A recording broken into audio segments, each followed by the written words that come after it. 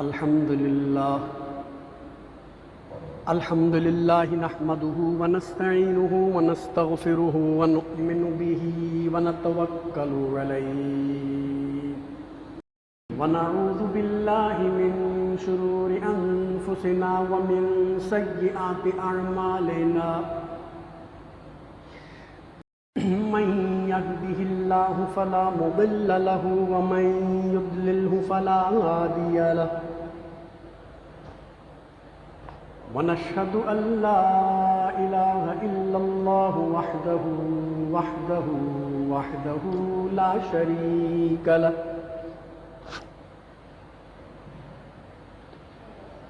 ونشهد أن سيدنا ومولانا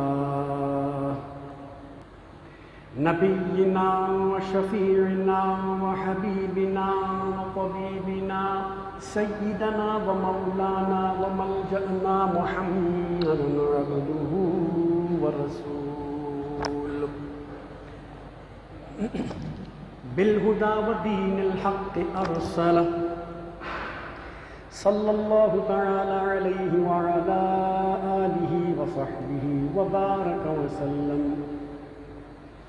أما بعد فأعوذ بالله من الشيطان الرجيم بسم الله الرحمن الرحيم.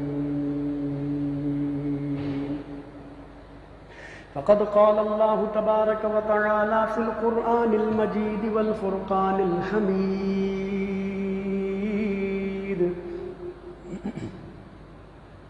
مثلهم كمثل الذي استوقد نارا فلما أضاءت ما حوله ذهب الله بنورهم وتركهم في ظلمات لا يبصرون صما بكما عميا فهم لا يرجعون. آمنت بالله صدق الله مولانا العظيم وصدق رسوله النبي الكريم ونحن على ذلك لمن الشاهدين والشاكرين والحمد لله رب العالمين. حمد و صلات کے بعد قرآن مجید فرقان حمید کے پہلے پارے میں سورہ بقرہ کے دوسرے رکوع میں سے دو آیتیں آپ کے سامنے تلاوت کرنے کا شرف حاصل کیا ہے. اللہ تبارک و تعالیٰ سے دعا ہے کہ وہ مجھے ان آیات مقدسہ کے حوالے سے حق کہنے، آپ کو سن کر سمجھنے، یاد رکھنے اور اس میں سے حاصل ہونے والی گفتگو کے ذریعے اپنے عقائد، اپنے اعمال، اپنے معمولات کی اصلاح کی توفیق رفیق مرحمت فرمائے. وما توفیقی الا باللہ العلی العظیم. گزشتہ نشستوں میں ہم نے امثال القرآن کے حوالے سے گفتگو سنی تھی. آج منافقین کی مثال کے حوالے سے کچھ آپ کے سامنے عرض کروں گا کہ اللہ تبارک و تعالیٰ نے منافقین کے حوالے سے کس طرح مثال بیان فرمائی. اگرچہ سورہ بقرہ کا یہ شروع کا جو دو رکوع ہے، اس میں اللہ تبارک و تعالیٰ نے 3 گروہوں کا تعارف کرایا اور ان کے حوالے سے بتایا ہے. جیسا کہ اللہ شروع میں فرماتا ہے الف لام میم ذالک الکتاب لا ریب فیہ ھدی للمتقین. اب اس میں پہلا گروہ ہے للمتقین کا، یعنی جو اللہ سے ڈرنے والے ہیں. پھر اللہ نے ان کی تعریف بیان کی الذین یؤمنون بالغیب ویقیمون الصلاۃ ومما رزقناہم ينفقون والذین یؤمنون بما انزل الیک وما انزل من قبلک وبالآخرۃ هم یوقنون اولئک علی ھدی من ربہم واولئک هم المفلحون. یہاں تک مومنوں کا تعارف کرا دیا. میرا موضوع چونکہ مومنین کے حوالے سے نہیں ہے تو اس لیے اتنے پہ ہی جو ہے وہ اکتفا کرتا ہوں. پھر دوسرا گروہ اللہ نے فرمایا کافروں کا. اللہ فرماتا ہے اسی آگے رکوع پہلے رکوع کے ختم ہونے کے بعد ان الذین کفروا سواء علیہم اانذرتہم ام لم تنذرہم لا یؤمنون ختم اللہ علی قلوبہم وعلی سمعہم وعلی ابصارہم غشاوہ ولہم عذاب عظیم. بس کفار کے بارے میں یہ 2-3 آیتیں بیان کر کے گفتگو ختم. تیسرا گروہ منافقین کا، اس میں اللہ تبارک و تعالیٰ نے باقی پورا رکوع 13-14 آیتیں انہی سے متعلق بیان کی. وَمِنَ النَّاسِ مَن يَقُولُ آمَنَّا بِاللَّهِ. پہچان کس طرح کروا رہا ہے کہ لوگوں میں کچھ ایسے بھی ہیں. اب دیکھو مومنین متقین کی بات کر دی، کفار کی بات کر دی، اب گروہ تو دو ہی ہونے چاہیے تھے، ایک کافر ایک مسلمان، بس جنتی اور دوزخی. لیکن نہیں، اللہ نے پہچان کرائی کہ نہیں، ان کے بیچ میں بھی ایک گروہ ہے. مسلمانوں بچ کے رہنا، جو کھلے مومن بھی نہیں کھلے کافر بھی نہیں. اب وہ کون ہے؟ اللہ تعالیٰ پہچان کر رہا ہوگا. وَمِنَ النَّاسِ مَن يَقُولُ آمَنَّا بِاللَّهِ وَبِالْيَوْمِ الْآخِرِ. کہ لوگوں میں کچھ لوگ ایسے بھی ہیں جو کہتے ہیں آمنا باللہ، کہ ہم اللہ پر ایمان لے آئے، وبالیوم الآخر، اور آخرت کے دن پر ایمان لے آئے. لیکن اللہ کیا فرماتا ہے؟ وما ہم بمؤمنین، وہ مومن ہے ہی نہیں. ٹھیک ہے، وہ مومن ہے ہی نہیں. کیوں مومن نہیں ہے؟ اس لیے کہ جب ان سے کہا جائے کہ زمین میں فساد مت کرو تو وہ فساد پیدا کرتے ہیں اور کہتے ہیں جی ہم تو اصلاح کر رہے ہیں. جب ان سے کہا جائے کہ ایمان لاؤ جیسے صحابہ لائے تو وہ کہتے ہیں کہ ہم ان گنواروں اور معاذ اللہ ثم معاذ اللہ استغفر اللہ آمن السفہاء، ان بے وقوفوں کی طرح معاذ اللہ ثم استغفر اللہ. یعنی صحابہ کرام کو وہ بے وقوف کہتے ہیں. ان بے وقوفوں کی طرح ایمان لائیں کہ اپنا سب کچھ چھوڑ چھاڑ کے نبی کے پیچھے اپنی جانیں گنوا دی. ہم تو بڑے سمجھدار ہیں، ہمیں تو اپنے کاروبار بھی دیکھنے، اپنے مال بھی دیکھنے ہیں، ہمیں سب کچھ دیکھنا ہے، بیوی بچے بھی دیکھنے ہیں، گھر بار دیکھنا ہے، جائیدادیں دیکھنی ہیں. اللہ فرماتا ہے الا انہم هم السفہاء ولکن لا یعلمون. اصل میں بے وقوف یہ خود ہیں. میرے نبی پر ایمان لانے والے بے وقوف نہیں ہیں. وہ سمجھتے ہیں تو سمجھتے رہیں، کیونکہ وہ خود بے وقوف ہیں، خود جاہل ہیں. میرے نبی کے دیوانے بے وقوف اور جاہل نہیں ہیں صلی اللہ علیہ وسلم. پھر ان کی پہچان بتائیے ایک اور کہ وہ کیا کرتے ہیں. وَإِذَا لَقُوا الَّذِينَ آمَنُوا، اور جب وہ مومنین سے ملتے ہیں تو کیا کہتے ہیں؟ آمنا بھی، ہم تو ایمان لائے. وَإِذَا خَلَوْا إِلَىٰ شَيَاطِينِهِمْ قَالُوا إِنَّا مَعَكُمْ، اور جب وہ اپنے شیطانوں سے کافروں سے جا کر ملتے تو کیا کہتے ہیں؟ ارے بھائی ہم تو آپ کے ساتھ ہیں. وَإِنَّمَا نَحْنُ مُسْتَهْزِئُونَ، ہم تو ان سے مذاق کرتے ہیں، ذرا ان کی ہنسی اڑاتے ہیں، تمسخر کرتے ہیں ان کا. یہ منافقین کی اللہ تعالیٰ پہچان بتا رہا ہے. اللہ یستہزئ بہم ویمدہم فی طغیانہم یعمہون اولئک الذین اشتروا الضلالۃ بالہدی فما ربحت تجارتہم وما کانوا مہتدین. یہ وہ لوگ ہیں جنہوں نے اللہ سے گھاٹے کا سودا کیا اور راستے پر. اب اللہ تعالیٰ فرما رہا ہے مثلہم کمثل الذی استوقد نارا. اب ان منافقوں کی مثال اللہ تعالیٰ فرما رہا ہے کہ ان لوگوں کی مثال کیسی ہے. مثلہم کمثل الذی استوقد نارا، ان کی مثال اس آدمی جیسی ہے جس نے آگ جلائی. سردیوں میں آگ جلائی جاتی ہے، اندھیرے میں آگ جلائی جاتی ہے. ما حولہ ذہب اللہ بنورہم، کہ آس پاس اس کا روشن ہو گیا، وہ دیکھنے لگا کہ کیا کیا کیا کیا ہے، درخت کہاں ہے، زمین کہاں ہے، پانی کہاں ہے، جھاڑ کہاں ہے، کھڈا کہاں ہے، اسے سب نظر آ رہا ہے روشنی میں. ذہب اللہ بنورہم، لیکن اللہ تبارک و تعالی نے کیا کیا؟ ایک ہوا چلائی اور اس کی آگ بجھ گئی. جو نظر آ رہا تھا وہ نظر آنا بند ہو گیا. اللہ اس کے نور کو لے گیا اور انہیں فی طغیانہم یعمہون وترکہم فی ظلمات لا یبصرون، اور انہیں اس اندھیرے میں واپس چھوڑ دیا. یعنی منافقین کے بارے میں اللہ کیا فرما رہا ہے کہ منافقین کی مثال ایسی ہے کہ ایک بندہ آگ روشن کرتا ہے، آگ روشن کر کے چیزیں دیکھتا ہے، دفعتاً وہ آگ بجھ جاتی ہے۔ وہ کیوں بجھتی ہے؟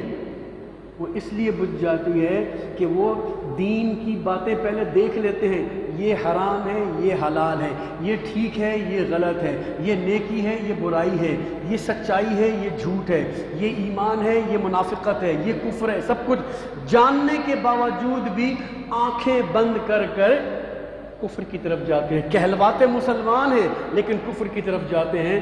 تو اللہ تبارک و تعالیٰ نے فرمایا ان کی مثال اسی جیسی ہے کہ ان پر دین، انہوں نے اپنے آپ کو دین میں داخل تو کیا لیکن تھوڑی دیر کے لیے اور پھر پیچھے ہٹ گئے۔ کیوں؟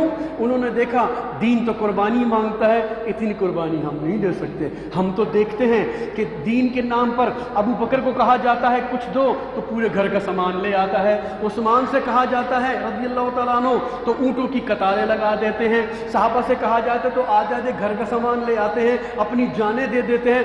نہ بابا نہ، ہم نے تو بڑی مشکل سے کمایا ہے، محنت خون پسینے کی کمائی سے کمایا ہے، اتنی جائیدادیں بنائی ہیں، ہم قربانی نہیں دے سکتے۔ بھائی ہمیں اپنے بیوی بچوں کو دیکھنے، اپنے آگے کی زندگی دیکھنی ہے۔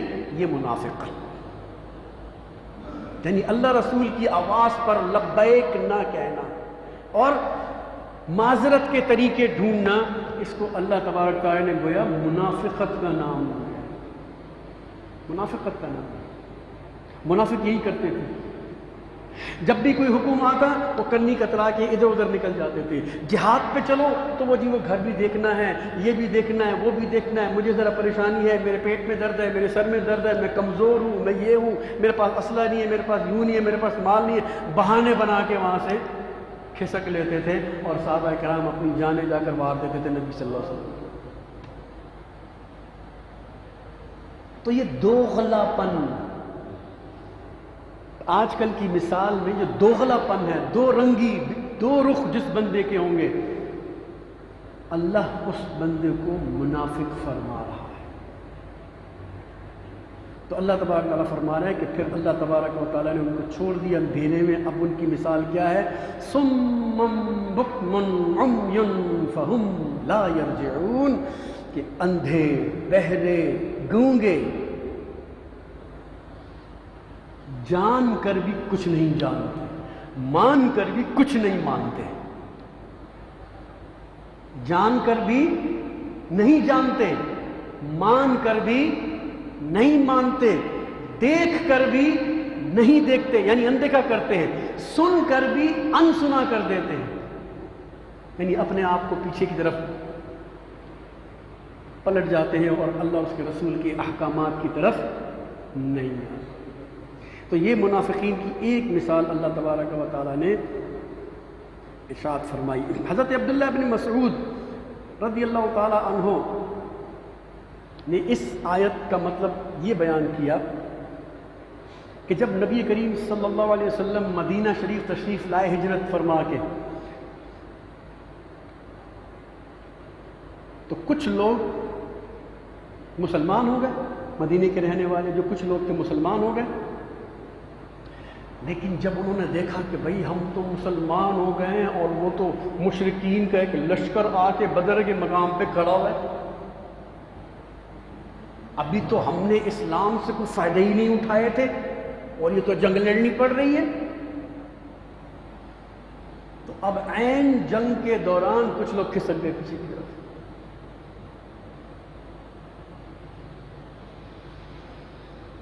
تو حضرت عبداللہ ابن مسعود فرماتے ہیں کہ وہ منافقین کی یہ پہلی جماعت تھی جو اس طرح پیچھے ہٹنے لگی۔ اب وہی ہو گئی مثال کہ تھوڑی دیر کے لیے ان کے لیے روشنی آئی، یعنی تھوڑے دیر کے لیے دین کی روشنی، دین کا نور ان کے لیے چمکا، اور اس کے بعد اندھیرا ہو گیا، انہوں نے اس روشنی کو قبول ہی نہیں۔ تو یہ دوبارہ اپنی اسی گمراہی میں، اسی ظلمت میں واپس چلے گئے۔ حضرت عبد الرحمن بن زید اسلم اسی آیت کے حوالے سے فرماتے ہیں منافقوں کی یہی حالت ہے کہ ایمان لاتے ہیں تو کیا ہوتا ہے، آس پاس کی چیزیں روشن ہو جاتی ہیں۔ کیا مطلب؟ وحدانیت پتہ چل جاتی ہے، اللہ کی رسول کی رسالت پتہ چل جاتی ہے، سچائی پتہ چل جاتی ہے، اچھائی پتہ چل جاتی ہے، سب کچھ پتہ چل جاتی ہے، ان کے دل جگمگاتے ہیں، لیکن پھر اپنے دل میں برائی کی وجہ سے کفر کی روشنی میں پلٹ جاتے ہیں۔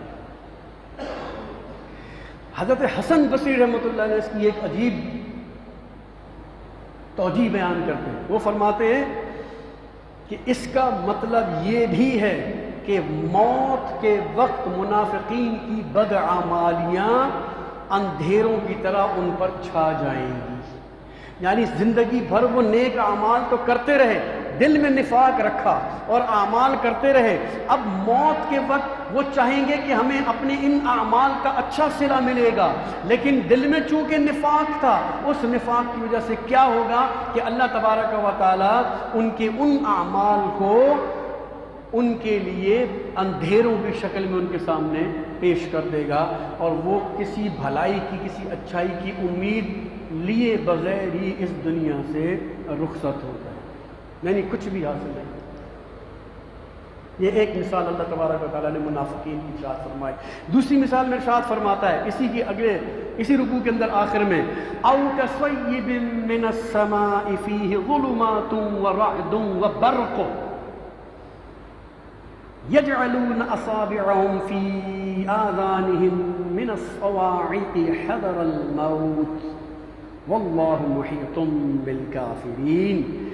یا پھر آسمانی برسات کی طرح، جب اندھیری رات میں برسات ہوتی ہے نا، آپ دیکھتے ہوں گے رات ہے ہمارے ہاں تو جیسی چار قطرے ٹپکتے ہیں لائٹ چلی جاتی ہے، ہر طرف اندھیرا ہی ہو جاتا ہے نا، تو اس وقت بارش جب برس رہی ہو اور اس میں جب بجلی کڑکتی ہے، اب جب بجلی کڑکتی تو آپ دیکھتے ہیں پورا ماحول روشن ہو جاتا ہے چند لمحوں کے لیے، اس لمحے کے اندر آپ کو ایسا لگتا ہے جیسے دن کی روشنی پھیل گئی ہو، اتنی چمک ہوتی ہے اس روشنی کی۔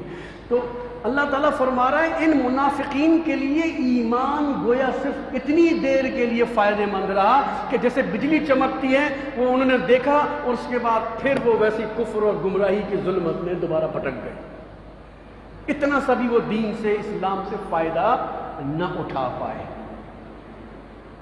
یہ منافقین کی اللہ تبارک و تعالیٰ نے مثال بیان کی ہے۔ تو اس لیے میرے بھائیوں، اللہ تبارک و تعالیٰ کہ فرمانے کا مقصد اور مطلب کیا؟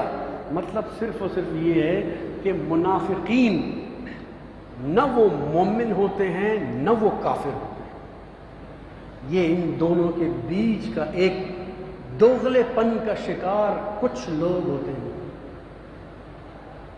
اچھا، اب قرآن کریم میں منافقین کے حوالے سے سزائیں بھی موجود ہیں، احادیث میں بھی موجود ہیں، لیکن اس سے پہلے منافق، لفظ منافق کی، نفاق کی تعریف آدمی کو معلوم ہونا بہت ضروری ہے۔ وہ ضرور آپ پہلے سمجھ لیجئے کہ اس کی تعریف کیا ہے۔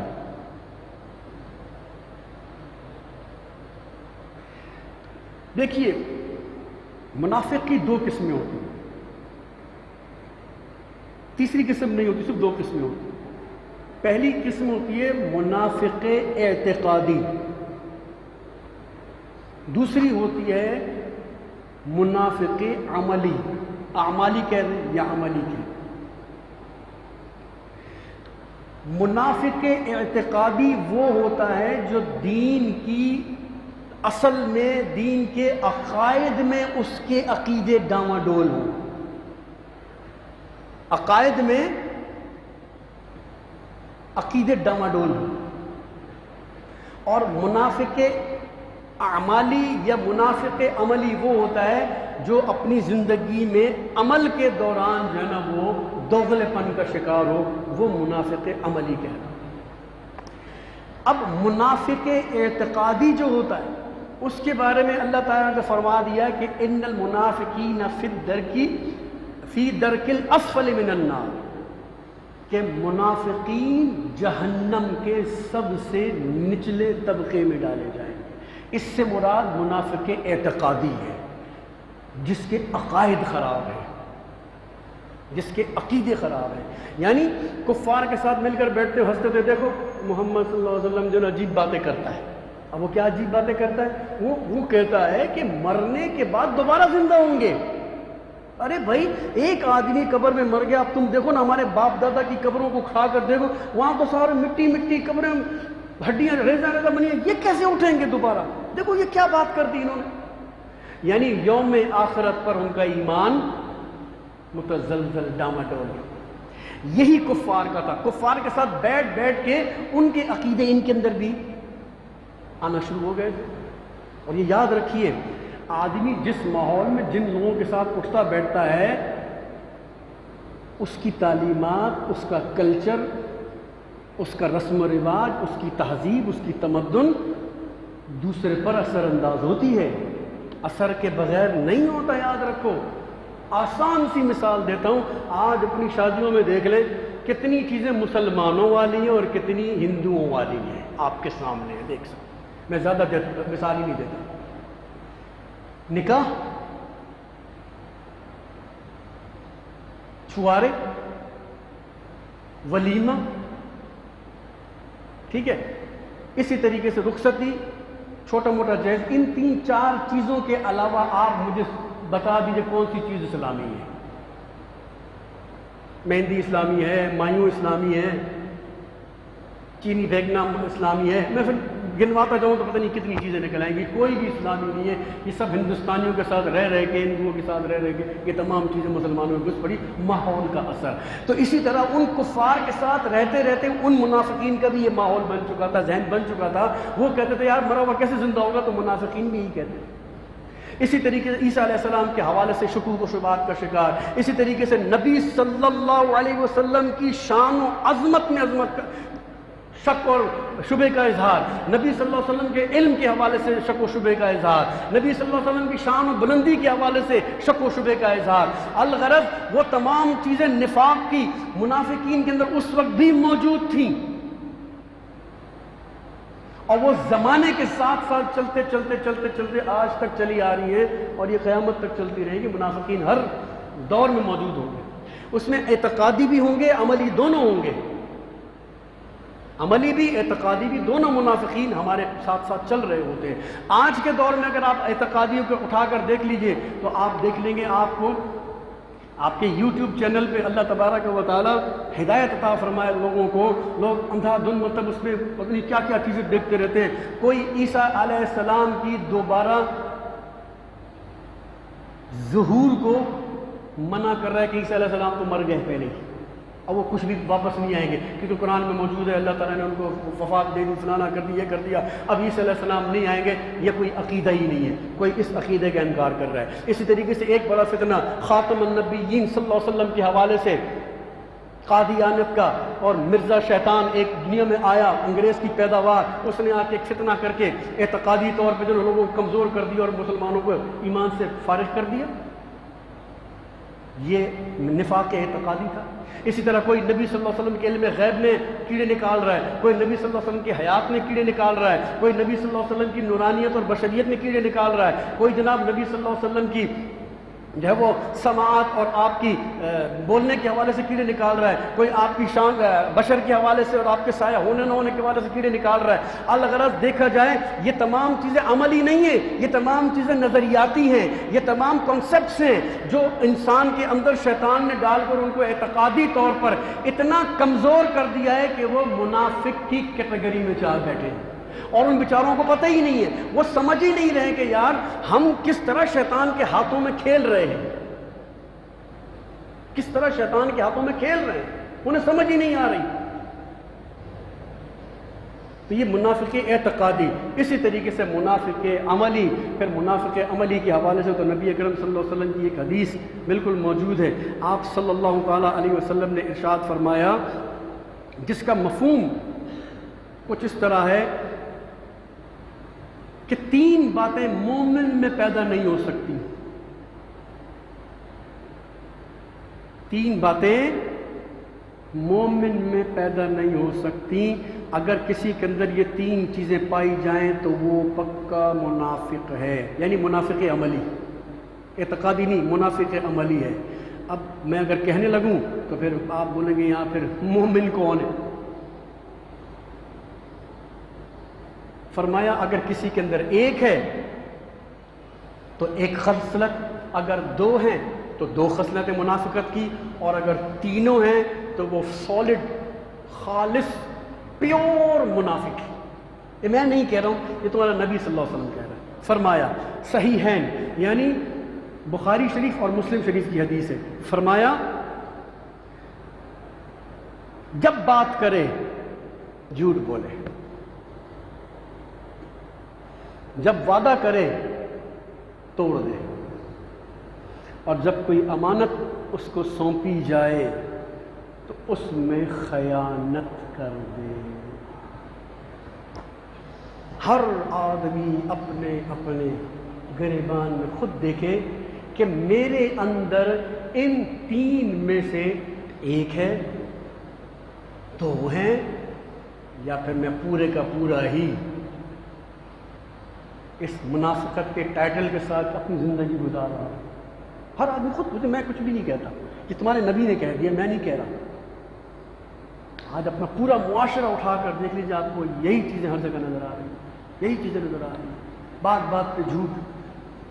اچھا، اسی طرح ایک اور حدیث ہے جس میں منافق کی ایک اور مقام پر ارشاد فرمایا کہ جس میں یہ باتیں ہوں گی تو وہ منافق ہوگا۔ عرض کی گئی یا رسول اللہ وہ کون سی؟ فرمایا جب بات کرے تو جھوٹ بولے، جب جھگڑا کرے تو گالی بکے۔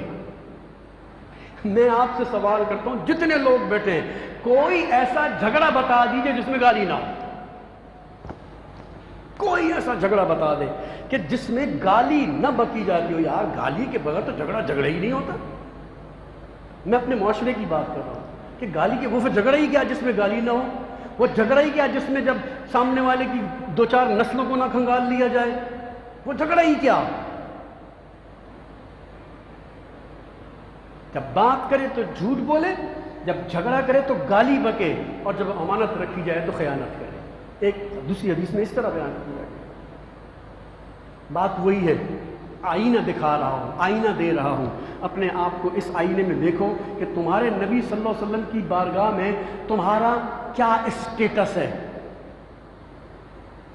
کیا اسٹیٹس ہے نبی صلی اللہ علیہ وسلم کی بارگاہ میں۔ بے شک تم درود بھی پڑھتے ہوگے، بے شک تم نماز بھی پڑھتے ہوگے، بے شک تم قرآن بھی پڑھتے ہوگے، بے شک تم نفل بھی پڑھتے ہوگے، بے شک تم صدقہ و خیرات بھی کرتے ہوگے، لیکن اگر تمہارے گلے کے اندر کرپٹ ہونے کا تمغہ ڈلا ہوا ہے تو پھر تمہارے گلے کے اندر ایک منافق ہونے کا اگر تغرا ڈلا ہوا ہے تو یہ سارے اعمال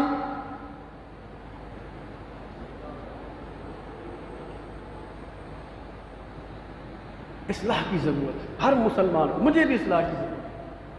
میں یہ نہیں کہتا ہوں کہ میں بہت بڑی چیز ہوں، بڑا توپ ہوں، نہیں، میرے اندر بھی خامیاں ہیں، ہوں گی نہیں۔ ہر انسان کو، ہر آدمی کو، ہر مسلمان کو اپنی اصلاح ضرور کرتے رہنا چاہیے کہ کہیں اس منافقت والا ٹائٹل ہمارے اندر نہ پیدا ہو جائے۔ آدمی دیکھیں، جھوٹ بولنے پر کوئی کسی کو مجبور تھوڑی کرتا ہے، جھوٹ بولنے پر کوئی کسی کو مجبور نہیں کرتا، وعدہ خلافی کرنے پر کوئی کسی کو مجبور نہیں کرتا، امانت میں خیانت کرنے پر کوئی کسی کو مجبور نہیں کرتا۔ ایک بندہ میرے پاس آ کر کہتا ہے یہ بتاؤ، میں چپ رہتا ہوں، میں جواب ہی نہیں دیتا۔ مثال کے طور پہ بتاؤ، جھوٹ بولوں گا میں جب میں چپ رہوں گا؟ ایک شخص آ کے مجھ سے کہتا ہے جناب جو ہے نا یہ فلانا کام آپ مجھ سے وعدہ کرو، آپ اس کو کہہ سکتے بھائی یہ ذمہ داری اپنے اوپر نہیں لے سکتا، یہ امانت آپ کے سپرد کرنا چاہتا ہوں، میں اتنے عرصے بعد دے دوں گا، نہیں بھائی میں یہ امانت اپنے اوپر یہ بوجھ نہیں لے سکتا، معذرت چاہتا۔ بچ گئے نا، یہ تینوں خصلتوں سے بچ گئے۔ تو خاموش رہنا، چپ رہنا، اور جناب جو ہے وہ وعدہ خلافی سے بچنا اور امانت کی خیانت سے بچنا ہمارے اپنے ہاتھ میں ہے۔ اب یہ امانت کیا ہے، اب یہ وعدہ کیا ہے، اس کے اوپر تو پورا ایک الگ لمبا سا ٹاپک ہے، لوگوں کو پتہ ہی نہیں امانت کیا ہوتی ہے۔ امانت لوگ سمجھتے ہیں کہ یہ ہے کہ میں نے جی آپ کو پیسے دے دیے یا میرے کو کوئی چیز دے دی، اب آپ اس کو سنبھال کے رکھ دو تو یہ امانت ہے۔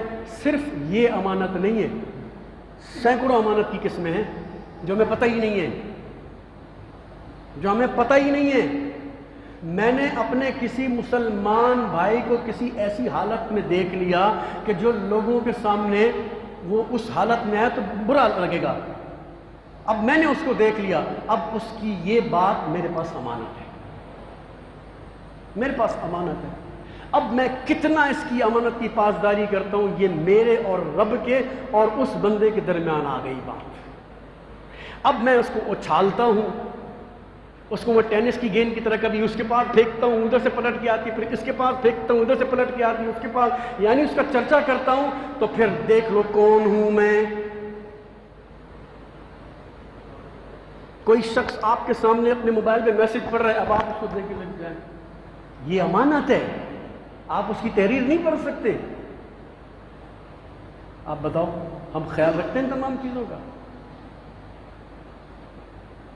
کسی کے گھر میں جائیں، ادھر ادھر دیکھتے رہیں، اس کا پورا گھر امانت ہے، آنکھیں نیچے رکھنا ہوتا ہے۔ اب تو گلی کے نکڑوں پہ لوگ بیٹھتے ہی پتہ نہیں کس لیے ہیں، میں کیا بولوں کس لیے بیٹھتے ہیں۔ کتنے لوگ اپنی نگاہیں جھکا کر بیٹھتے ہوں گے، ذرا دیکھ لو، سوال ہی پیدا نہیں ہوتا۔ اسی لیے میں اپنی بات کر رہا ہوں، جو مجھ سے ہو سکتا ہے وہ میں کرتا ہوں۔ میں نے بغیر ضرورت گھر سے نکلنا ہی چھوڑ دیا، میں گھر سے نکلتا ہی نہیں بغیر ضرورت کے۔ یہ آپ کے سامنے 15-16 سال ہو گئے، کوئی شخص ہاتھ کھڑا کر کے بول دے کہ میں نے آپ کو فلانی جگہ پہ گپے مارتے ہوئے دیکھا ہے، بتا دے۔ یا روٹی لینے کے لیے میں ہوٹل پہ کھڑا ہوں گا، یا دودھ لینے کے لیے کھڑا ہوں گا، یا بیکری پہ سامان لینے کے لیے کھڑا ہوں گا، کسی کام سے کھڑا ہوں گا، ایسے نہیں، فضول نہیں۔ اب جب فضول میں پڑھوں گا نہیں تو بدنگاہی بھی نہیں ہوگی، جھوٹ بھی نہیں ہوگا، الٹے کام بھی نہیں ہوں گے، ساری چیزوں سے بچا رہوں گا۔ تو بچنا تو میرے اپنے ہاتھ میں ہے نا، میرے اپنے ہاتھ میں ہے۔ تو میں جتنا بچنا چاہوں بچوں، اور اگر نہ بچنا چاہوں تو خود ہی، اگر میں گٹر میں جا کے گرنا چاہوں تو کون روک سکتا ہے مجھے؟ اللہ تبارک و تعالی ہماری اصلاح فرمائے، آمین ثم آمین بجاہ النبی الامین وما علینا الا البلاغ۔